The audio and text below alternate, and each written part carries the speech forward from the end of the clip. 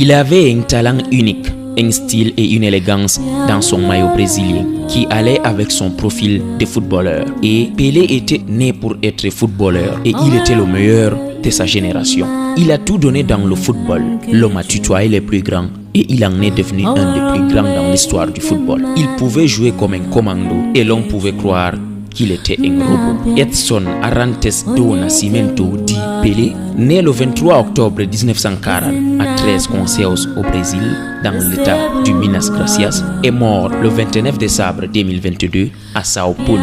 Est un footballeur brésilien évoluant au poste d'attaquant et de meneur de jeu du milieu des années 50 jusqu'en 77.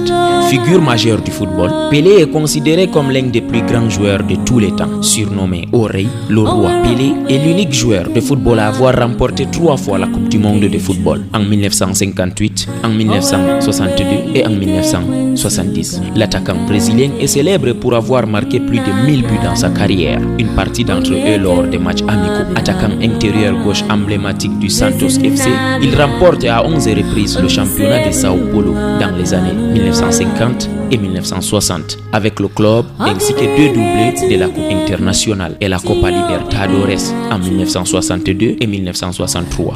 Sortant d'une retraite sportive annoncée pour rejoindre le championnat des États-Unis en 1975, l'attaquant brésilien marque l'histoire du New York Cosmos en remportant le championnat 1977, mais aussi dans un rôle d'ambassadeur pour le développement du football dans le pays. Bénéficiant d'une notoriété mondiale, icône sportive, Pelé prête son image à diverses entreprises et causes après sa retraite sportive. Il devient ambassadeur pour l'ONU et l'UNESCO, à l'éducation, l'écologie et l'environnement. Bref, ministre des Sports du Brésil entre 1995 et 1998. Il troque sa carrière politique pour celle d'ambassadeur lors d'événements organisés au Brésil comme les Jeux mondiaux militaires d'été de 2011 ou la Coupe du Monde de 2014. Parmi ses autres activités, il est également acteur, scénariste et producteur.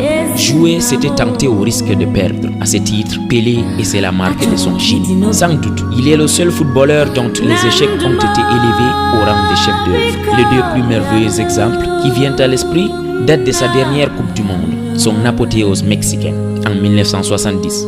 Dès son entrée dans la compétition, il stupéfie les spectateurs de Guadalajara en osant un globe d'une 50aine de mètres aux dépens du gardien tchécoslovaque Ivo Victor, mais manque sa cible de quelques centimètres. Lors de la demi-finale, face à l'Uruguay, il les gratifie après une ouverture transversale de Tostao d'un grand pont exécuté sans toucher le ballon, en le laissant filer sur la gauche de Ladislao Mazurkiewicz, araignée noire, ayant quitté sa toile pour l'attraper à l'entrée de la surface de réparation. Après avoir contourné le malheureux sur la droite, Pelé récupère insolemment l'objet mais croise trop sa frappe. Encore raté, enfin si l'on veut, car de cet exploit avorté, on a retenu non le résultat, mais la manière. Altruiste, Pelé savait aussi mettre les autres en valeur. C'est encore lui qui est à l'origine, toujours au Mondial 1970, de l'arrêt du siècle réalisé par l'anglais Gordon Banks sur une tête piquée à bout portant. J'ai marqué un but, mais Banks l'a stoppé, commentera-t-il.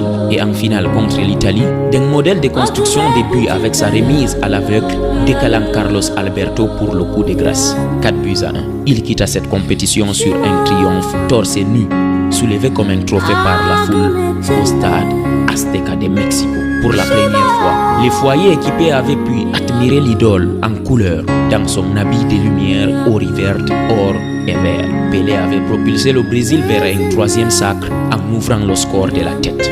Après s'être élevé au-dessus du défenseur milanais Trasizio Burnic, qui le dépassait pourtant de plusieurs centimètres de but. Je m'étais dit avant le match qu'il était en chair et en os. Comme nous tous, je me suis rendu compte plus tard que je m'étais trompé. Adieu, l'artiste.